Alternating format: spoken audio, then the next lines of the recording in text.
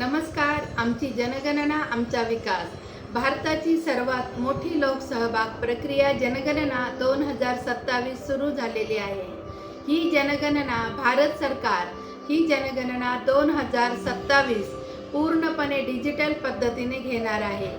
जनगणना प्रक्रिया आधुनिक करण्याच्या दिशेने हे भारत सरकारचे एक महत्त्वाचे पाऊल आहे. दिनांक 1 मे 2026 ते 15 मे 2026 पर्यंत स्वगणना पूर्णपणे करायची होती. प्रत्येक नागरिकाला आपल्या मोबाईलद्वारे स्वगणना करण्याची एक मुदत होती.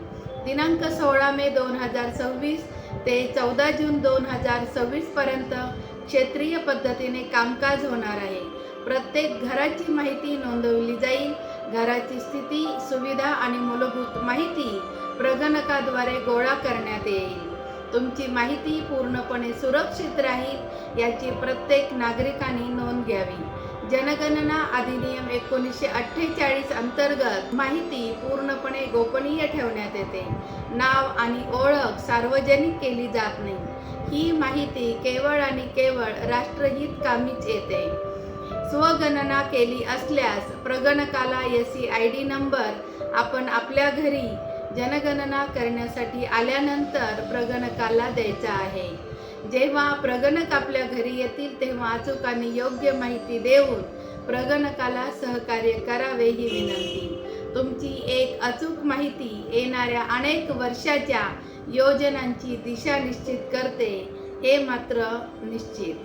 जनगणनेपासून प्रत्येकाला प्रश्न पडतो की काय लाभ आहेत आणि जनगणनेपासून काय फायदा होतो हा प्रश्न बऱ्याच नागरिकांना पडतो. तर जाणून घेऊयात जनगणनेपासून लाभ. भविष्यातील धोरणांचा अचूक आधार, संसाधनांचे योग्य वितरण, योग्य ठिकाणी योग्य योजनांचे निर्धारण, उत्तम शाळा, उत्तम रुग्णालय आणि रस्ते, प्रत्येक वर्ग आणि प्रत्येक क्षेत्राचा समुचित विकास. तर चला निभावू आपली जबाबदारी. करूया जनगणनेमध्ये भागीदारी. नमस्कार, मी अलका जोशी याच ठिकाणी आपला निरोप घेते. तर जनगणना करताना प्रगणक आपल्या घरी आल्यानंतर सर्वतोपरी प्रगणकाला आपण सहकार्य करावे आणि लोककल्याणासाठी या लोकसहभाग प्रक्रियेमध्ये आपण आपला सक्रिय सहभाग नोंदवावा ही विनंती.